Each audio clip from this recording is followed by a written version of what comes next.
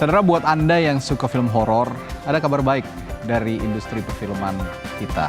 Setelah sukses dengan film KKN di Desa Penari, tahun ini film Badarwuhi di Desa Penari akan go international dengan bekerja sama dengan rumah produksi luar negeri di Amerika Serikat. Film Badarwuhi di Desa Penari karya sutradara Kimo Stambul, garapan rumah produksi MD Pictures, resmi menjalin kerjasama dengan rumah produksi luar negeri Lionsgate untuk distribusi film Badarwuhi. Menurut rencana, Badarwuhi di Desa Penari akan mengikuti gala premier di Los Angeles, Amerika Serikat pada 4 April 2024. Dalam acara gala premier nanti, Manoj Punjabi akan boyong pemain serta jajaran kru dengan jumlah 35 orang ke Amerika Serikat.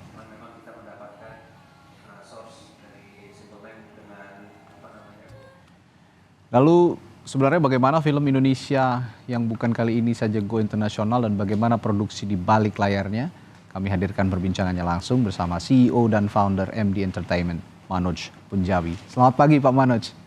Selamat pagi, apa kabar Pak? Sehat selalu ya Pak.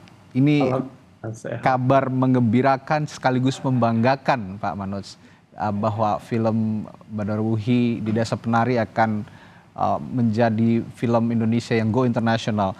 Nah, ini sebelum kita berangkat ke sana, apa kabar industri film di dalam negeri selepas pandemi? Sepertinya langsung naik kondisinya ya Pak? Iya Pak, terbang. Jadi tahun 2022 awal waktu pandemi akhir-akhirnya KKN Desa Penari telah mencapai memecahkan rekor dengan film terlaris sepanjang masa dengan 10 juta. Itu masih 70% orang yang bisa ke bioskop. Jadi per layar tidak boleh lebih dari 70%, tapi bisa mencapai 10 juta.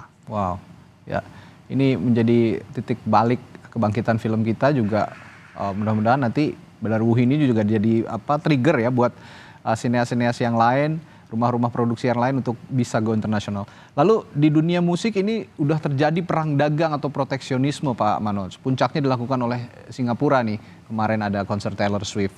Nah sebenarnya ini bisa terjadi nggak sih di dunia perfilman atau ada peta pola bisnisnya jauh lebih berbeda dengan konser atau dunia musik meski sama-sama industri kreatif? Ya, menariknya kalau konser itu kan mereka menarikan stadium itu misalnya mereka 100.000 orang kali 5 show, 500.000 orang. Betul, ada limitasi. Jadi bagi mereka kalau bikin eksklusif itu bisa menguntungkan. Tapi kalau film halnya beda. Kita perlu, kalau konser mereka nggak perlu isi konten tiap hari. Kalau bioskop kita harus malah lebih banyak, lebih bagus. Harus di-maintain begitu ya Pak ya? Harus di-maintain. Jadi ini pertama kami yang ke luar atau yang ke sana, setelah itu malah film-film yang berkualitas lain bisa ngikut. Jadi membuka jalan. Beda strateginya. Kalau Taylor Swift Singapura pinter mereka. Mereka lock monopoli eksklusif. Jadi kalah set negara lain. Strateginya beda itu. Oke, ini kita bicara konteks ini Pak, konteks Badarwuhi di Desa Penari ini nanti akan ke Amerika Serikat dengan Lionsgate. Kalau kita open red carpet to international film, kita bisa nggak sih minta sebaliknya kira-kira? Saya kira itu strategi saya Pak. Jadi memang sekarang saya kesana karena bagi saya kalau film kiblatnya Hollywood lah ya, mereka yang jagonya. Jadi saya selalu lihat ke atas ya, ke sana gimana kita bisa mendunia. Kalau sekali udah ke Hollywood bisa mendunia. Kalau tanpa sana lebih susah. Kalau Asia Tenggara kami sudah mulai punya footprint. Malaysia menghasilkan 20 juta ringgit, 22 juta ringgit. Itu film Indonesia terlaris yang jauh. Ya. Jadi Singapura, Brunei, lain-lain udah. Asia Tenggara kita udah. Ini kali dengan Lionsgate jadi bisa tembus ke North America, Amerika secara. Jadi kita dapat exposure yang benar, yang tepat. Dan juga jadi jual bisa akan main di Australia, India, Pakistan, lain-lain tuh ngikut.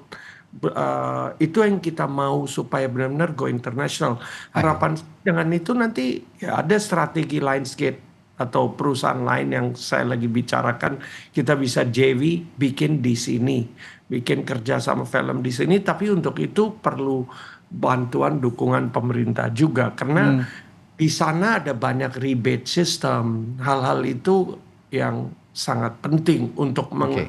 mengajak orang asing ke sini.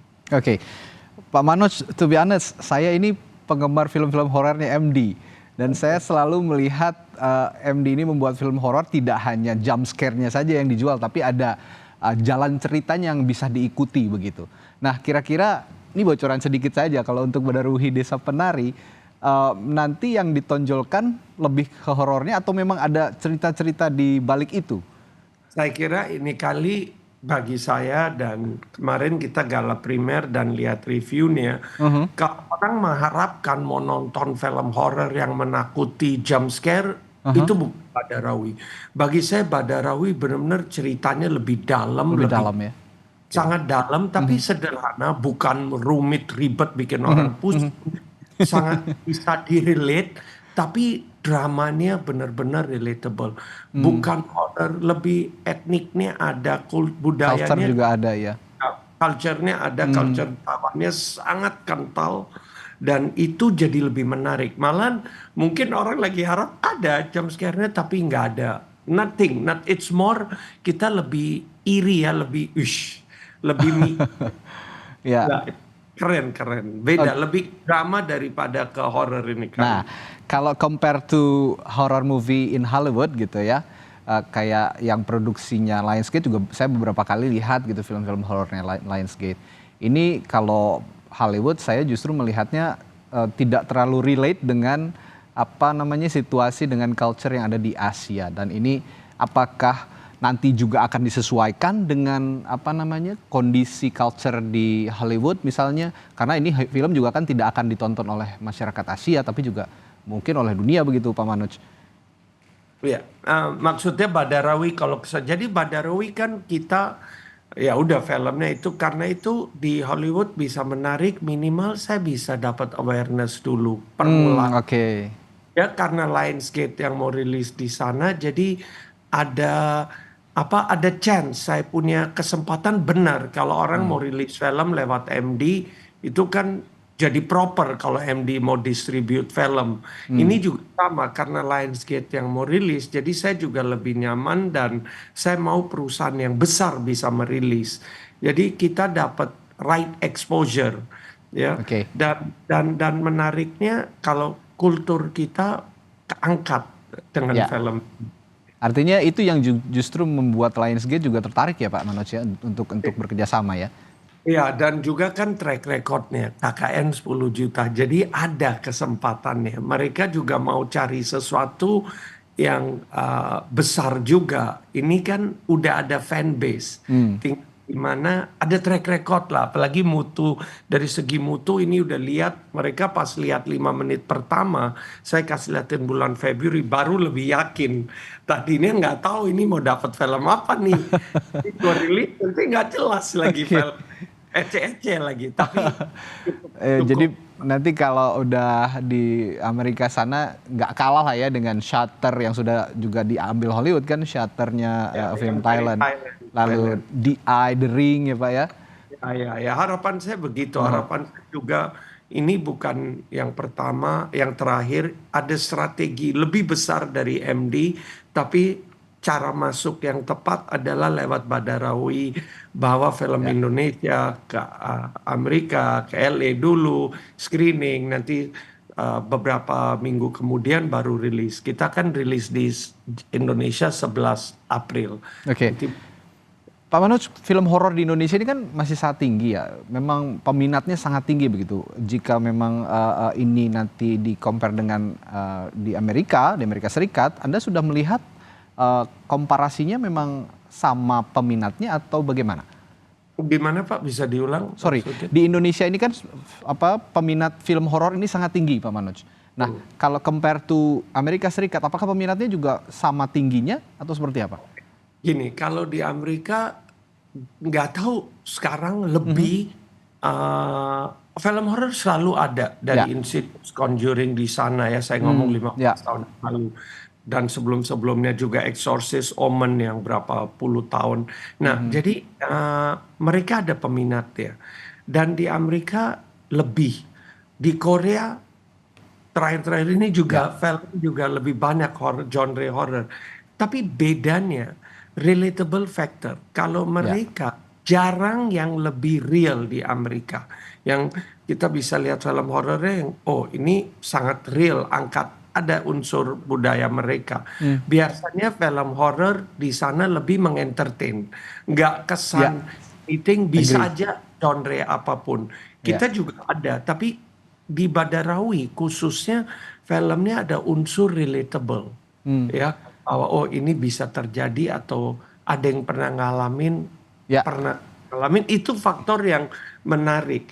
Ya. Jadi nggak sekedar bagi saya tren horor nggak akan hilang, cuman Ya. yang berkualitas itu yang akan lebih dapat pamornya, dapat Ya, kesempatan. agree Pak Manoj. Yang penting kualitas dan kalau saya Dan sih seperti melihat ya, sekarang penonton kita lebih pintar lagi, mereka bisa ya, datang. Apalagi film ini short, ya ini film short for IMAX, made for. Jadi asal tahu made for IMAX ini yang pertama di Asia Tenggara. Ini juga tahun ini ada 5 film yang made for IMAX di dunia. Oke. 2004 so far. Ada Dune Part 2, ada King Kong, ada film Joker yang akan datang dan Venom dan satu lagi Badarawi. Oke. Nah, kalau buat saya pribadi, mungkin juga buat sebagian masyarakat besar di Indonesia, selain relate to reality gitu, yang penting make sense, masuk akal Pak. Nah, sejauh ini saya tonton film-film MD itu, semua film horornya masuk akal dan relatable to reality gitu. Nah, ini semoga bisa diterima oleh kalangan internasional. Saya yakin juga kita dukung penuh bahwa perfilman di Indonesia bisa ditonton oleh masyarakat dunia dan jadi favorit tentunya. Dan saya setuju kalau film horor itu tidak akan sepi peminat dimanapun. Baik, terima kasih, Pak Manoj Punjabi, CEO sekaligus founder MD Entertainment, sudah berbagi informasi di Sapa Indonesia Pagi. Sukses selalu Pak Manoj, sehat selalu. Sampai jumpa lagi. Sampai jumpa.